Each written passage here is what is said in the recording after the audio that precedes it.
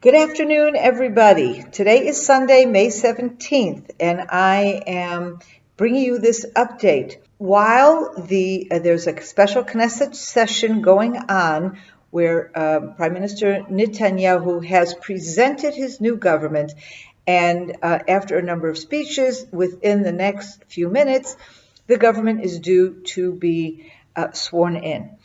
Now, this is a culmination of a very, very long time. We had 3 elections within the space of less than 1 year. We have not had a stable government for a year and a half. And what we are seeing today is a national unity government. A national unity government between the two leaders of the largest parties, Benjamin Netanyahu, head of the Likud, and Benny Gantz, who was the head of Kachol Lavan, which was a much larger party, and at the end decided to join a unity government with Netanyahu, and in the process lost close to half of his party. Now, I am not going to bore you with all the back and forth of all the negotiations and issues that these two gentlemen and their various representatives went through during these past couple of months since the elections, which were held at the beginning of March. I just want to point out a few things, the positive and the negative.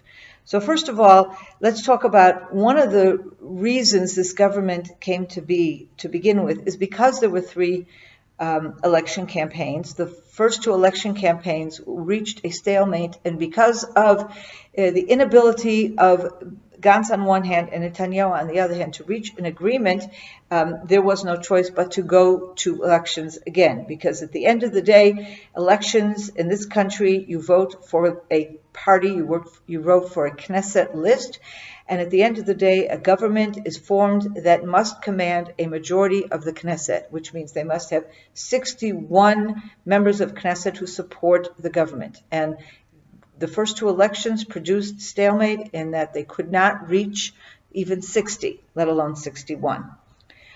With this last election, it became very clear that the country, more than ever before, is tired of the election campaigns, is tired of the politicians. The elections cost an enormous amount of money. Having transitional governments all this time means you can't have a proper budget. And with the advent of the coronavirus crisis, definitely and all these other issues came up, having to economic issues, health-related issues that required a budget, that required leadership that had the ability to move forward and make difficult decisions and take possibly drastic steps. So these are the reasons why this government came to be.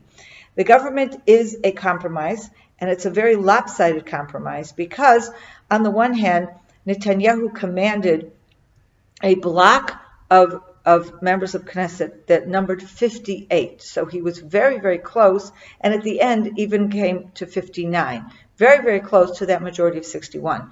When Gantz decided to leave, to join Netanyahu, he lost half his party. So he essentially only commanded 17 seats. So you have a government that is based on parity between these 2 men. There is the government now has 36 ministers, 18 from each side. So it's giving total parity to each side, even though, in fact, Gantz does not command nearly as many of members of Knesset to support him as did Netanyahu. Unfortunately, however, there was no other way, it seems, because Netanyahu was not able to reach that 61, and he desperately needed Benny Gantz. And so he paid a lot. He paid a very heavy price. We can criticize the negotiation, but on the other hand, we see that this negotiation really essentially went on for more than a year, and so it is unlikely that they could have reached a better agreement. However, there is widespread criticism against both of them for because of both of their stubbornnesses, and here I'm not even talking about anything ideological. We'll get to the ideological issues in a moment. But just because of each one and their political interests, and their need to be leaders, and their needs to satisfy the needs of so many of their party members or their allies, we ended up with a government of 36 ministers, which includes the creation of ministries or government offices that never even existed, and they sound even slightly crazy. So, for example, we have suddenly a new ministry of strengthening and advancing the community. Nobody really even knows what that means. We have a new ministry for higher education. Now, we have a Ministry of Education, and the higher education has always been within the Ministry of Education without any problem. But in order to give a job to somebody else, they separated higher education and created a new ministry. And the list goes on and on. Okay? Now, because of the corona crisis, we have two government offices that have, one government office that is suddenly extremely important, and that is the Ministry of Health. Our last Ministry of Health, Lietzman, was a dismal failure. He was coming from an ultra-Orthodox party. The ultra-Orthodox themselves, initially at the beginning of the coronavirus, refused to obey the very strict restrictions, including social distancing and things of that sort.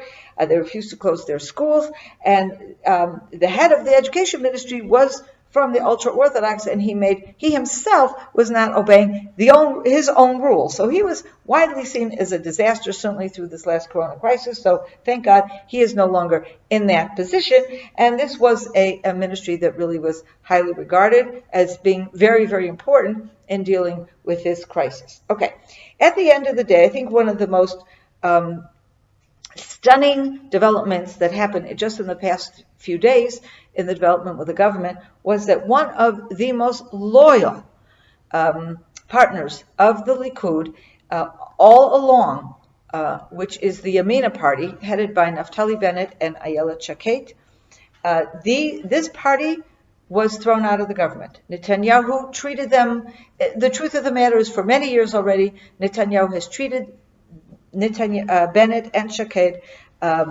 abominably in many ways.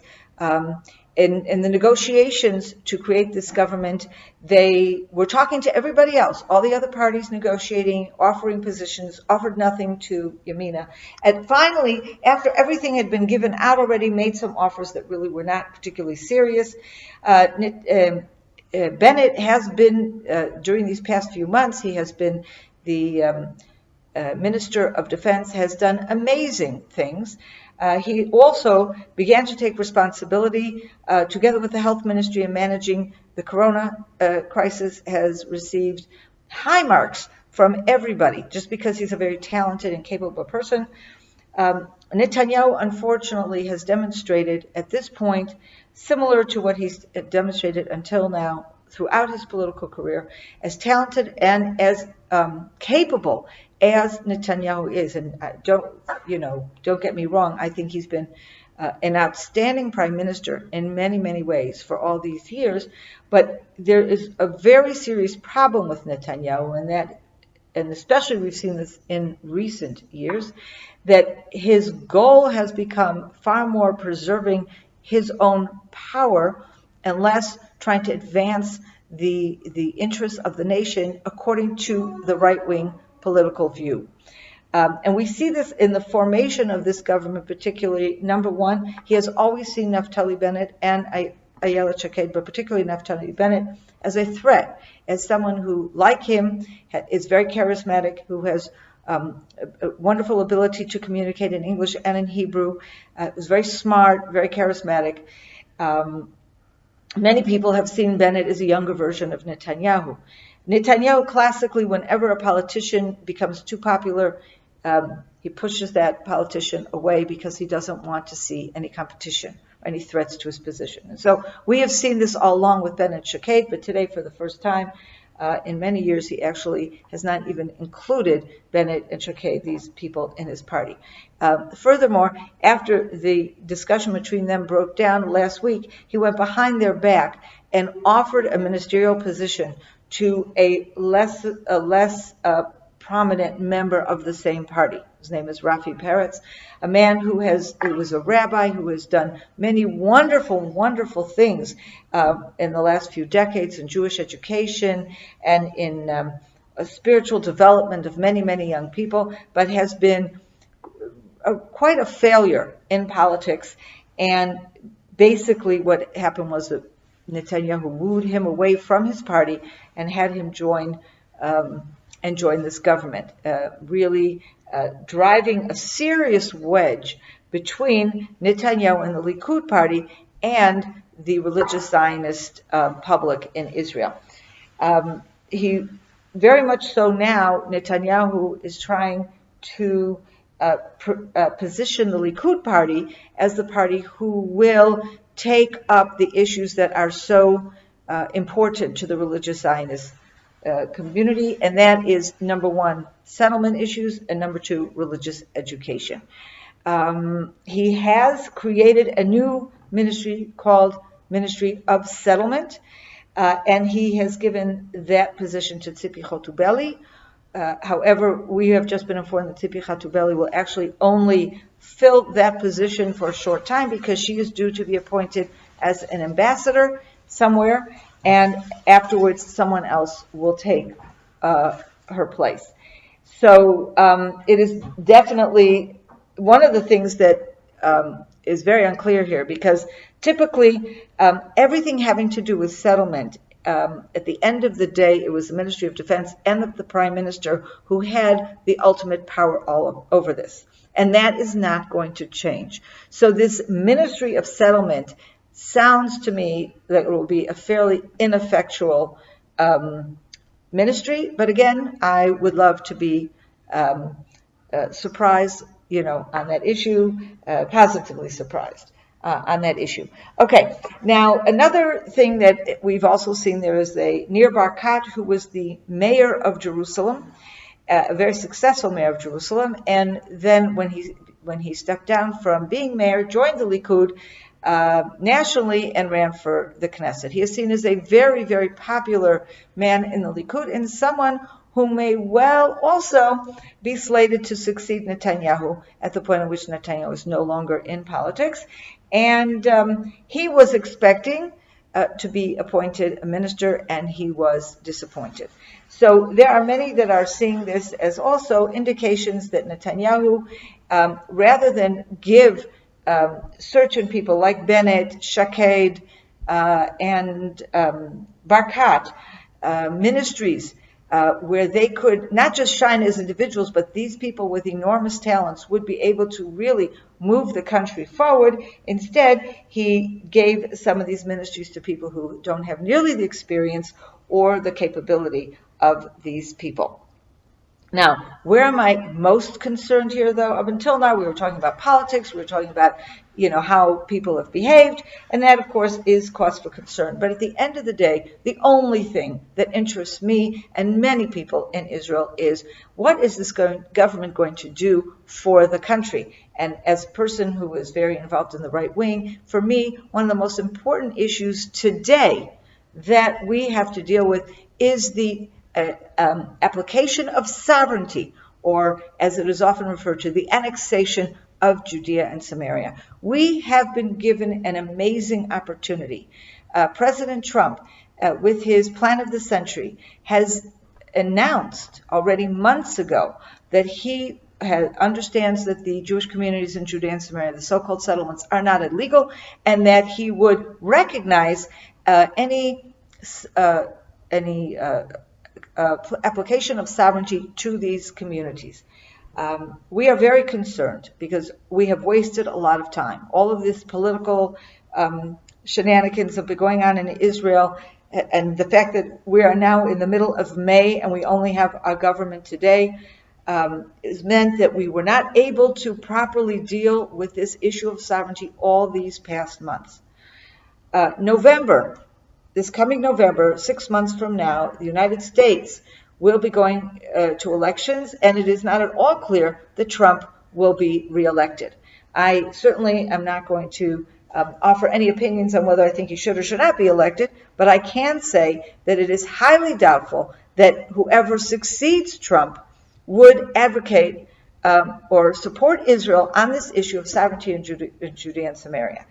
Biden has already made it very clear that he's against it, and he would backtrack on this deal of the century that that Trump has put forward. And therefore, it is essential that we take advantage of this unique time in history where Netanyahu is prime minister and where Trump is still president, to move forward on annexation immediately and gain the support of the United States, so that in the event that the American government would change in the fall, we would already have received this recognition, and it becomes that much more difficult for an American president to totally reject the policies that have already been, foreign policies that have already been implemented by their predecessor.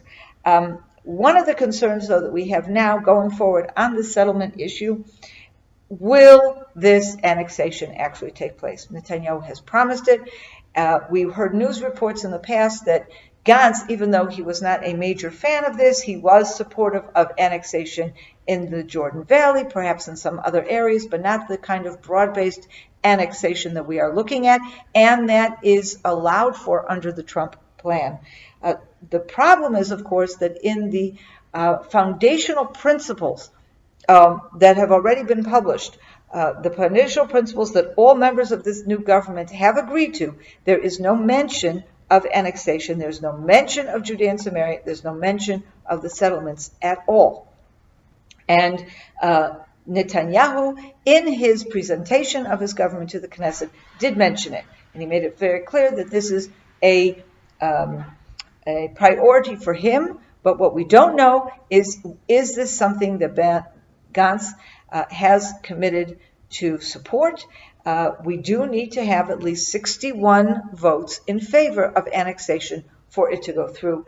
And we definitely need a majority in the government for it to go through. So this is a huge question mark. We have two other big question marks. Until now, and certainly until any kind of annexation takes place, the two ministries that are most responsible and powerful in deciding where we can build, how much we can expand, and all other issues having to do with the settlements are the Justice Ministry and the Defense Ministry. Both of them now are in the hands of Kahol Lavan, in the hands of Benny Gantz's party. Benny Gantz will be the the Defense Minister, and the Justice Minister has been given to Avi Nissenkorn, a former labor union leader, very much on the left, both economically and politically. So this, of course, raises grave concerns for us. I am happy that we finally have a government in Israel. I am happy it is a unity government, and that the government itself has put as a major focus getting the economy back up again and dealing with whatever needs to be dealt with regard to the coronavirus. I am also very hopeful that this government will work together to heal some of the wounds that have developed in recent years. I am still concerned. I want to hope and pray that Netanyahu is able to put aside some of his more ego-based considerations. I would like to see the right wing, which is the majority of the country and the majority of the members of Knesset, put aside some of their political issues and unite to push this country forward. And first and foremost, I want to see the annexation of Judea and Samaria. This has been an update that I know is longer than I would have anticipated, but I wanted to make sure I gave you all the information that you need right now as it is freshest. I will keep you informed, keep you updated. Have a wonderful day. Blessings from the heart of Biblical Israel.